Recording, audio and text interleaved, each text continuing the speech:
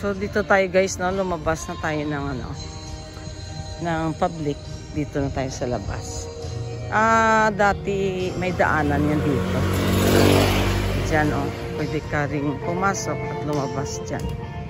Yung mga sasakyan before.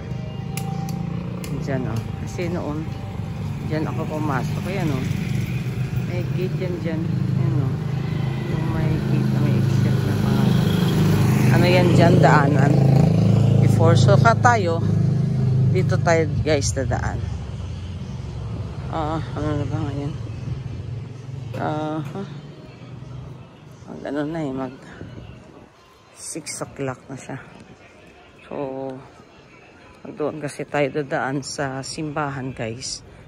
May misa pa 5:30 to 6:30 yata, or 5:30 to 6 yung misa doon. So, dito tayo dadaan sa kabila para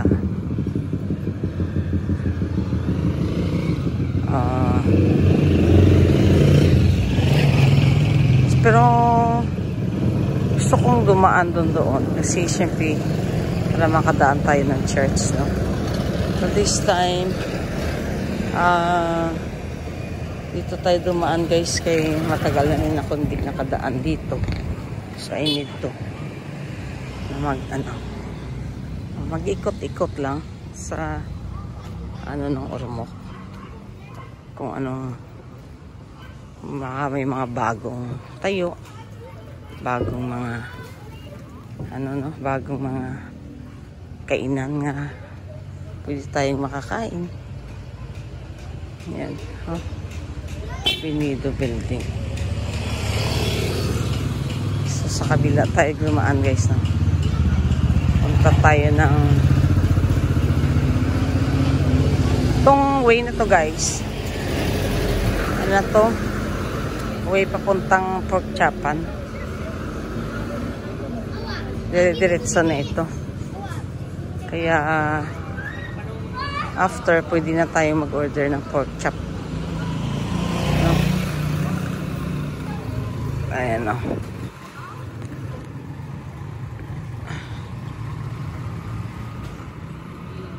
Ito guys, city ito ng Ormoc, no? Ito na yung kanilang heart of the city.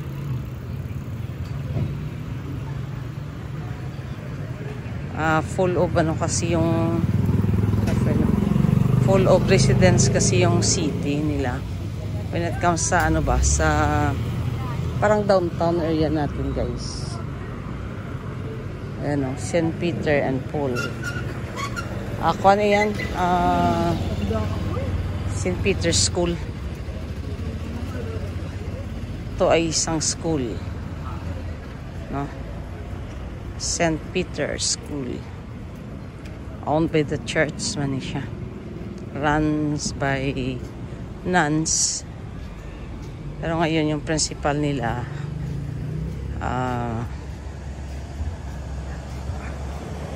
hindi na Madrid, iba na. Noon Madrid yung mga heads dyan. Ngayon yung principal nila hindi na Madrid. Paggabi pala dito, pag dito ka dumaan paggabi, tahimik dito guys, no? Tahimik, oh. Sirado na yung mga ano yan dyan, kung ano-ano, no?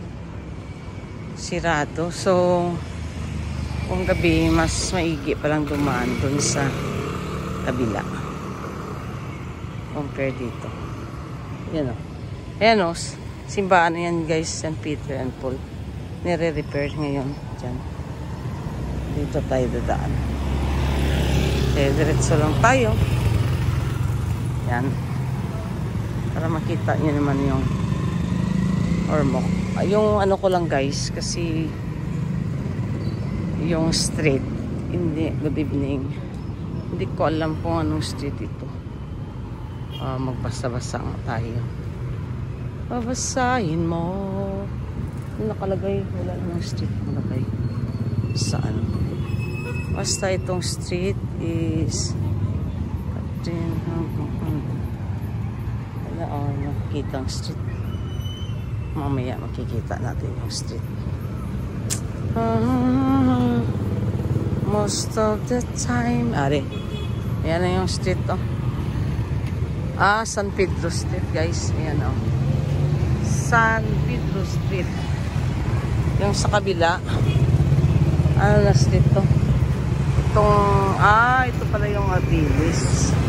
Abilis Street is ito. Ito guys, yung highway. Papunta doon is Abilis. Yung doon, yung dinaanan ko, papunta doon, San Pedro. So, good evening and God bless everyone.